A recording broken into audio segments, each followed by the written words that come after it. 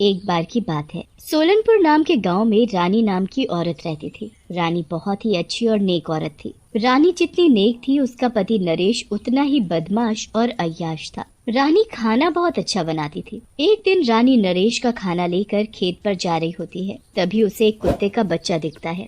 वो बहुत ही बुरी तरह से घायल होता है और जोर जोर से रो रहा होता है।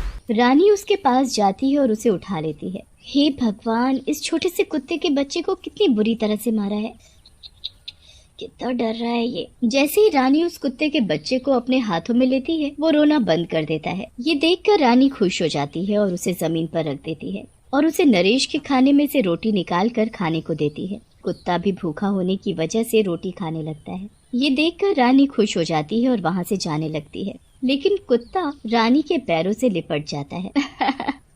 लगता है ये अब मेरे साथ ही जाएगा, चल मेरे साथ। रानी फिर रोटी लेकर नरेश के पास खेतों में जाती है। कुत्ते का बच्चा भी उसके पीछे पीछे वहाँ चला जाता है। रानी नरेश को रास्ते की सारी बात बताती है, जिसे सुनकर नरेश को गुस्सा आ जाता है और वो रानी को डांटते हुए बोलता है, इस कचरे को मेरे घर में मत लाना बिल्कुल। मुझे कुत्ते नहीं पसंद है और ऊपर से मेरे हिस्से की रोटी भी उसे दे दी। ऐसा कहकर नरेश कुत्ते के बच्चे को जोर से लात मारता है। कुत्ता दूर जा गिरता है और वहाँ से चला जाता है। रानी डर के मारे नरेश से कुछ नहीं बोलती। उसी रात रानी को किसी जानवर के रोने की आवाज सुनाई देती है। रानी घर के बाहर निकलकर देखती है, वही कुत्ते का बच्चा उसके दरवाजे पर बैठा होता है। रानी उसे गोद में उठा लेती है। अरे बाबू, तू यहाँ भी चला आया, लेकिन मेरे पति तुझे पसंद नहीं करते, वो तुझे मारेंगे, तू यहाँ से चला जा। लेकिन वो कुत्ता वहाँ से नहीं जाता और रानी के पैरों में लेट जाता है। रानी कुत्ते के प्यार को देखकर अपने घर के सामने एक छोटा सा घर बना देती है और वहीं छोड़ देती है। धीरे धीरे समय बीतता जाता है। रानी भी माँ बनने वाली होती है। कुत्ते का बच्चा भी बड़ा हो जाता है। रानी उसका नाम रैम्बो रख देती है। एक दिन नरेश घर पर आता है। तुमने शराब पी है, तुम्हें पता है ना मुझे ये सब पसंद नहीं। रानी की बात सुनकर नरेश को गुस्सा आ जाता है और वो रानी के पेट पर जोर से लात मार देता है और वहाँ से चला जाता है। मुझसे जुबान लड़ाती है, तेरी इतनी हिम्मत। लात लगते ही रानी नीचे गिर जाती है और बेहोश हो जाती है। रैम्बो ये सब घर के बाहर से देख रहा होता है। नरेश के बाहर जाते ही वो रानी के पास आता है और जोर जोर से भौंकने लग जाता है। रैम्बो का भौंकना सुनकर गांव वाले वहां जाते हैं और रानी को डॉक्टर के पास ले जाते हैं। रानी की हालत देखकर डॉक्टर परेशान हो जाता है। ओह माय गॉड, इसकी हालत तो बेहद खराब है, पता नहीं बचेगी भी या नहीं। डॉक्टर की बात सुनकर वहाँ खड़ा रैम्बो डॉक्टर के पैरों में लेट जाता है। डॉक्टर रैम्बो और रानी के प्यार को देखकर हैरान रह जाता है। ओह, कितना प्यारा कुत्ता है ये। तुम चिंता मत करो, हम अपनी पूरी कोशिश करेंगे इसे बचाने की। फिर डॉक्टर रानी को लेकर ऑपरेशन थिएटर में चले जाते हैं। ऑपरेशन के बाद डॉक्टर कमरे से बाहर निकलते हैं और गांव वाले, जिसका नाम हरी होता है, उससे बोलते हैं, सॉरी हरी, हम केवल बच्चे को ही बचा पाए। इसकी माँ ज्यादा खून बहने की वजह से मर गई, लेकिन इसका पति नहीं दिख रहा। क्या बताएं डॉक्टर साहब, इसका पति तो एक नंबर का निकम्मा है, निकम्मा। दारू पी कर पड़ा होगा कहीं। वैसे भी कई दिनों से हमने उसे देखा नहीं है।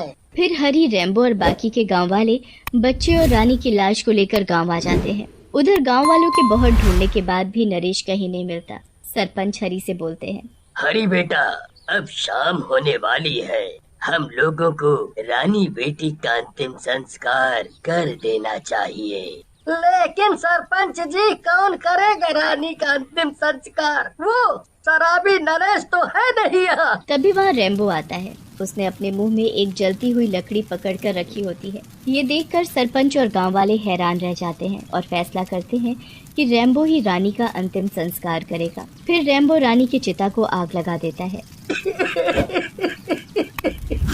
रानी बहन, क्या किस्मत लेकर आई है। जब तक जिंदा थी ये नरेश ने परेशान किया और मरने के बाद ये कुत्ता उनका अंतिम संस्कार कर रहा है।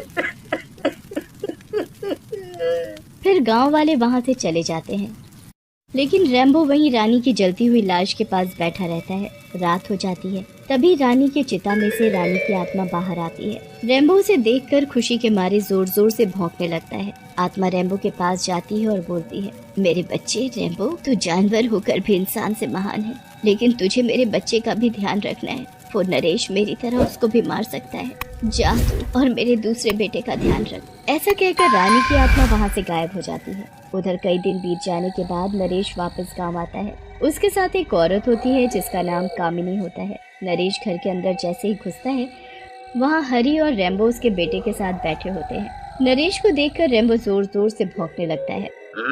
ये कुत्ता यहाँ अंदर क्या कर रहा है? मैं कुछ दिन घर पर नहीं था तो ये कुत्ता घर के अंदर ही आ गया।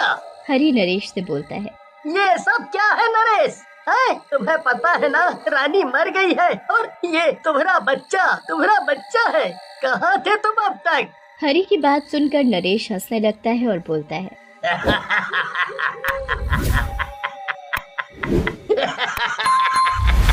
अरे बीवी मेरी मरी है, तुम क्यों दुखी हो? हाँ? अच्छा हुआ मर गई। मैं तो वैसे ही अपनी कामिनी से शादी करने वाला था और ये पता नहीं किसका बच्चा है। कहीं हरी तुम ही तो इसके पिता नहीं है? वैसे भी तुमने शादी तो की नहीं है। कितना गंदे आदमी हो तुम नरेश, अपने बेटे को ही नहीं पहचान रहे हो। अरे शर्म आनी चाहिए। मेरा बस चले तो तुम्हारा मुंह तोड़ दूं। तभी वहाँ खड़ी कामिनी बोलती है, नरेश सही तो कह रहे हैं हरी भैया, तुम्हें ऐसे नहीं बोलना चाहिए। ये तुम्हारा ही बेटा है और अब हम दोनों इसे पालेंगे। कामिनी की बात सुनकर नरेश गुस्से में वहाँ से चला जाता है। भैया आप चिंता न करें, रानी के बाद मैं ही इस बच्चे की माँ हूँ। मैं इसे अपनी जान से भी ज्यादा प्यार दूंगी। लाओ आप इसे मुझे दे दो। फिर कामिनी के कहने पर हरी बच्चे को कामिनी को दे देता है और वहाँ से चला जाता है। कामिनी बच्चे के साथ नरेश के पास जाती है। कामिनी ये तुमने क्या किया? इस बच्चे को अपने गले बांध लिया। अरे मेरे गोबर गणेश, तुम भी ना बिल्कुल भोले हो। अगर आज तुम कुछ करते तो गांव वालों को तुम पर शक हो जाता और गांव वाले हम दोनों को जिंदा नहीं छोड़ते, मार देंगे इसको भी, लेकिन मौका तो आने दो। फिर कामिनी और नरेश बच्चे को पालने लगते हैं। रेम्बो भी नरेश के घर के बाहर बैठकर हमेशा कामिनी और नरेश की हरकतों पर नजर रखने लग जाता है। एक रात नरेश और कामिनी बच्चे को मारने की योजना बनाते हैं। नरेश मेरे प्रियतम, आज मौका अच्छा है, आज की रात इस समस्या को खत्म कर देते हैं, फिर हम दोनों रहेंगे इस घर में मस्त होकर। सही कह रही हो कामिनी, वैसे भी मैं उस रानी की कोई निशानी अपने साथ नहीं रखना चाहता। फिर नरेश और कामिनी बच्चे को उठाकर जंगल की तरफ जाते हैं। रेम्बो भी उनके पीछे पीछे जाता है। फिर नरेश और कामिनी नदी के पास जाकर रुक जाते हैं। यही सही जगह है नरेश, इस बच्चे को यहीं इस नदी में फेंक देते हैं, किसी को भी पता नहीं चलेगा। सही कह रही हो कामिनी, पर मैं भी इस रानी से आजाद हो जाऊंगा। ऐसा कहकर नरेश बच्ची को नदी में फेंक देता है, लेकिन उनके पीछे चल रहा रेम्बो भी नदी में छलांग लगा देता है और बच्चे को लेकर तैरते हुए नदी से बाहर आ जाता है। अरे अरे कामिनी, कामिनी, इस कुत्ते ने तो इस बच्चे को बचा लिया। अब हम क्या करेंगे?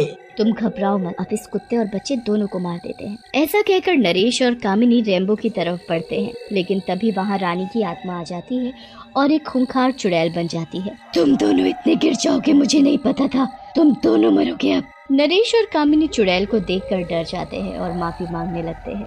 मुझे माफ कर दो, रानी मैं इस नरेश के बहकावे में आ गई थी, मेरी कोई गलती नहीं है। इस नरेश को मारना तो मार दो, मुझे जाने दो।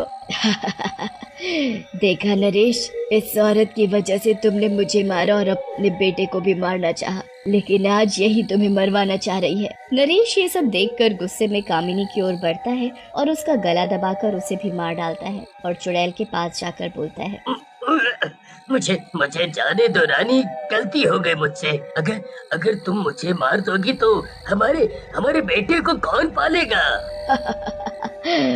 तुम उसकी चिंता मत करो। ऐसा कहकर चुड़ैल नरेश को भी मार डालती है। तभी वहाँ हरी आ जाता है। चुड़ैल हरी के पास जाती है और बोलती है, हरी भैया, मेरे दोनों बेटों को आप ले लीजिए, मेरी नजर में आप भी हैं जो इनका ध्यान रख सकते हैं। तुम चिंता मत करो रानी बहन, तुम्हारी ये दोनों अमानतें आज से मेरी हुई। हाँ, आज से मेरी हुई।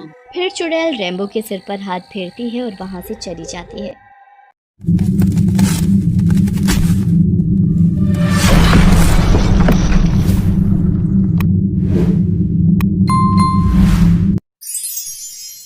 नमस्ते दोस्तों, प्लीज़ मेरे वीडियो को लाइक कीजिए, चैनल को सब्सक्राइब कीजिए और बेल आइकन को प्रेस कर दीजिए और बने रहिए हमारे साथ रोमांचक वर्ल्ड में। बहुत जल्द दोबारा मिलते हैं। Take care.